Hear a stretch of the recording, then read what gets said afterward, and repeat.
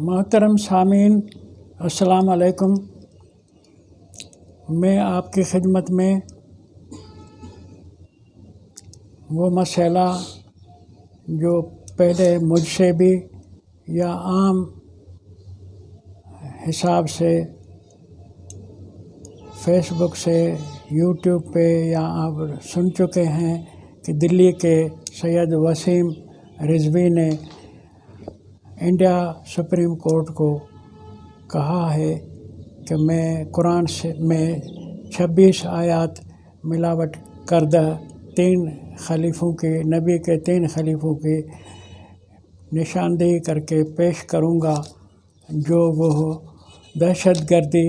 کو پھیلانے عام کرنے کے لیے انہوں نے شامل کی تھی قرآن میں بطور ملاوٹ کے، ان کو مٹایا جائے۔ اس پر میں نے پہلے 2 بار اس سلسلے میں اپنے یوٹیوب کے لیکچر میں باتیں کی ہیں کہ جب نبی علیہ السلام کی عمر مبارک حدیثوں کی بتائی ہوئی 63 سال غلط ہے، قرآن کی بتائی ہوئی 123 سال جو نبوت کا پیریڈ 83 سال 4 مہینے صورت قدر کے حوالے سے بنتا ہے، تو پھر اس میں جو سید وسیم رضوی ہے اس کے والے 3 خلیفے یا ساری امت مسلمہ کے 3 خلیفے، ان کا تو پھر وجود ہی نہیں رہتا جب نبی کی عمر 83 سال ہے نبوت کا پیریڈ۔ تو اب آج کے دن میں آپ کے سامعین کی خدمت میں یہ بات تھوڑی ایڈ کروں گا اس سارے تذکرہ کے پس منظر کی، وہ یہ ہے کہ عباسی حکومت سے لے کر قرآن سے استدلال، مسائل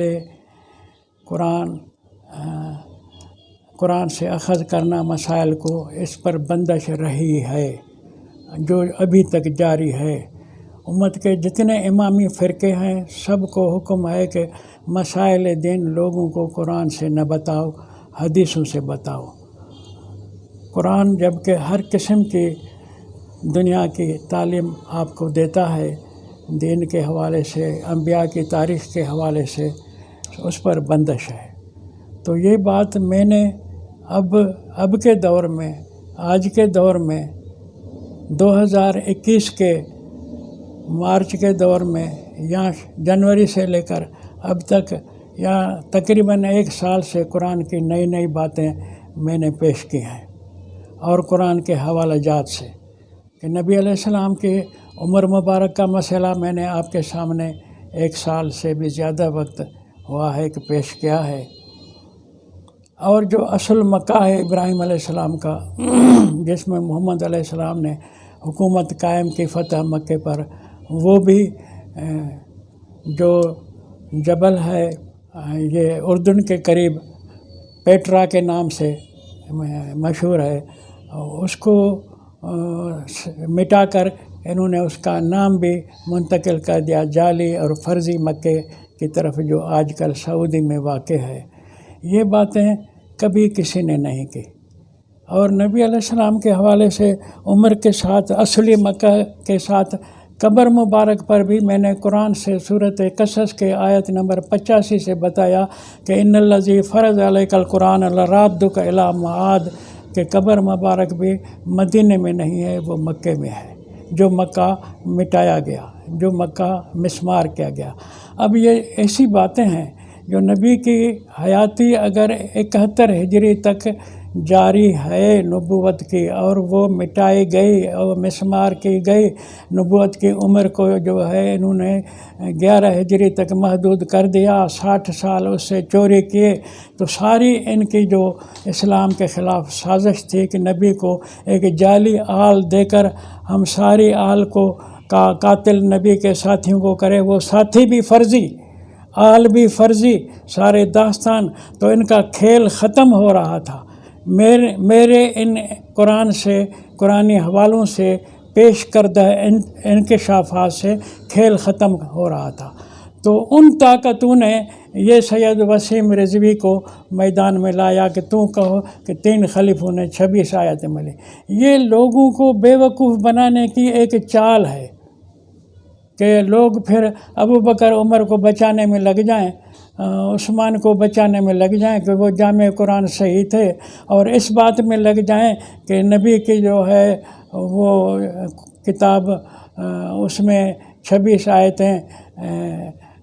جعلی ملی ہوئی ہیں، کون سی ہیں، اس گو مگو میں، اس بحث میں الجھ جائیں، اصل بات کی طرف نہ جائیں کہ نبی 71 ہجری تک زندہ رہا ہے۔ ان کے بتائے ہوئے سارے جو ہیں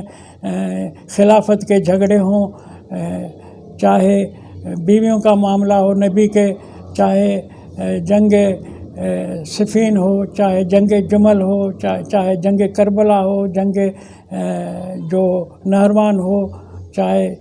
وہ حجاج بن یوسف، محمد بن قاسم تک، ساری تاریخ جھوٹی جو انہوں نے پیش کر کے اور گالیاں دلا رہے ہیں اس جھوٹی تاریخ کے حوالے سے اسلام کے اوائل قیادت کو، تو انہوں نے دیکھا کہ یہ ہمارا کھیل بگڑ رہا ہے۔ لیکن بات سنو، یہ تمہارے سید رضوی جیسے ڈھکوسلے اور من گھڑت قصے قرآن کے اس انکشاف کو اب نہیں بدل سکتے۔ اب قرآن جب تم سے حساب لے گا، اللہ تم سے حساب لے گا کہ میرا محمد 71 ہجری تک زندہ رہا ہے، اس کے زندگی میں کوئی تمہارے والے ایسے خلیفے نہیں تھے جو آپس میں لڑے ہوں، نبی زندہ ہے تو خلافت کاہے کی باقی رہتی ہے؟ خلافت تو نبی کے وفات کی ہے، وہ اصل جو جانشین تھے نبی کے 71 ہجری میں وفات کے بعد جو اصل خلفاء تھے وہ تو تم نے تاریخ 133 والی ہجری والی جنگ میں مٹا دی، مارکیٹ میں میدان سے اس کو گم کر دیا۔ اللہ نے اس کو کیسے بچایا یہ تاریخ بھی موجود ضرور ہے، ہو سکتی ہے، لیکن اس کو ہمارے ہاتھوں پہنچنے نہیں دیا۔ یہ جو اتحاد ثلاثہ تھے، یہودی مجوسی نصارہ، انہوں نے ہم سے اس تاریخ کو بھی اوجھل رکھا۔ اب یہ سازش جس کا میں آپ کے سامنے انکشاف کر رہا ہوں کہ یہ سارے مسلمان اس سازش میں سید وسیم رضوی کے گویا کے حامی ہیں، کیونکہ وہ نبی کو 63 سال کی عمر کے حساب سے 11 ہجری میں فوت شدہ مانتے ہیں، تو پھر یہ وسیم رضوی کی بات آدھی تو سچی ہو جاتی ہے۔ جب نبی زندہ ہوں گے تو وسیم رضوی کے بات کا پاؤں کا نشان ہی ختم ہو جائے گا، وہ بات سرے سے جھوٹی ہو جائے گی۔ تو اس میں اس کے آدھے شریک جو قرآن کو گم کرنے والے ہیں، وہ تو بخاری میں بھی لکھا ہوا ہے کہ عمر نے حج سے واپسی پر مدینے میں جمعے کے خطبے میں کہا کہ فلاں فلاں آیت قرآن سے گم ہے۔ یہ عمر کی بات تمہاری بخاری میں ہے، اور تم بخاری کو آنکھوں پر رکھ کر کے پڑھاتے ہو، اس کو اصل کتب بعد کتاب اللہ بخاری کہتے ہو۔ یہ سارے امام قرآن کے دشمن تھے، نام لینے کی کیا ضرورت ہے؟ ان اماموں کو سامراج نے، اس دور کا جو سامراج تھا یہودی مجوسی نصارہ، انہوں نے وجود بخشا ہے۔ یہ ان کے کرائے پر قرآن دشمنی میں آئے۔ میں کئی دفعہ آپ کو بتا چکا ہوں، لاؤ کسی امام کا لکھا ہوا قرآن پر تفسیر، نہیں لکھ سکتے، اس لیے کہ قرآن ایسی عجیب چیز ہے جو پکڑ لیتا ہے، چور کو پکڑ لیتا ہے۔ تو بہرحال یہ اس قصے کو میں آگے کے لیے سامعین کے لیے خدمت میں یہ عرض کرنا چاہتا ہوں کہ کافی سمجھیں کہ نبی علیہ السلام کی عمر مبارک جب 11 ہجری کے بجائے 71 ہجری تک چلتی ہے تو ابو بکر عمر عثمان کی 26 آیات کا قصہ سارا ڈھکوسلا بن جاتا ہے۔ ان خلفاء کا وجود، ان کی تاریخ ساری من گھڑت بن جاتی ہے۔ اس لیے ساری دنیا کے عدالتوں کو، ججوں کو، کورٹ کے کارکنوں کو معلوم ہونا چاہیے کہ ایسے مقدمات جو بھی ہیں وہ ایک بڑی قوت ہے عالمی جو قرآن کو یعنی مسمار کرنے کے لیے لگی ہوئی ہے کہ ان کو ہم جھوٹ پھیلا کر کے لوگوں کی توجہ دوسری طرف لائیں. نہیں تو مثال کے بعد شاہ فیصل کو لے لیں جو بادشاہ تھا سعودی میں، وہ تھوڑا سا ان سارے بادشاہوں کے مقابلے میں قرآن کو قریب تھا، قرآن سے محبت رکھتا تھا. اس کے کچھ مثالیں بھی ہیں جو میں نے اپنی کتابوں میں بھی لکھے ہیں. تو ان کو انہوں نے بھتیجے سے قتل کرا دیا کہ وہ اس کو شادی کرنے نہیں دے رہا تھا پسند کی. تو اب سوال یہ ہے کہ یہ مارتے ان کو ہیں اور مجھے بھی مثال پیغام پہنچا ہے کہ تجھے بھی ماریں گے. سو بہرحال مرنا سب نے ہے. کیا مجھے مارنے والے وہ خود زندہ رہیں گے؟ کیا وہ بھی مریں گے؟ تو یہ ایک سننے والوں کو ذہن میں رہے کہ یہ تاریخ کے اندر قرآن کے ساتھ ان کی جنگ آج کی نہیں ہے، یہ 1300-1400 سال پرانی ہے. انبیاء کے زندگی میں یہ قرآن سے لڑے ہیں، علم وحی سے لڑے ہیں. تو انبیاء کے زندگی کے بعد بھی ان کی جنگ جاری ہے. اور وہ جو اب کچھ ہو رہا ہے اس کو اس انبیاء کے دشمنوں سے نتھی کریں اور ملائیں تاکہ آپ کو ربط معلوم ہو جائے کہ یہ عالمی طاقتیں ہیں جو قرآن سے لڑ رہی ہیں. قرآن سے جنگ پر تفصیل میں آپ کی خدمت میں پھر کسی دوسرے موقع پر پیش کروں گا کہ قرآن کے ساتھ جنگ کب سے شروع ہے اور کس طرح چلی ہے اور کن اندازوں سے، کس ہنر سے، کس فنکاری سے وہ جنگ کر رہے ہیں.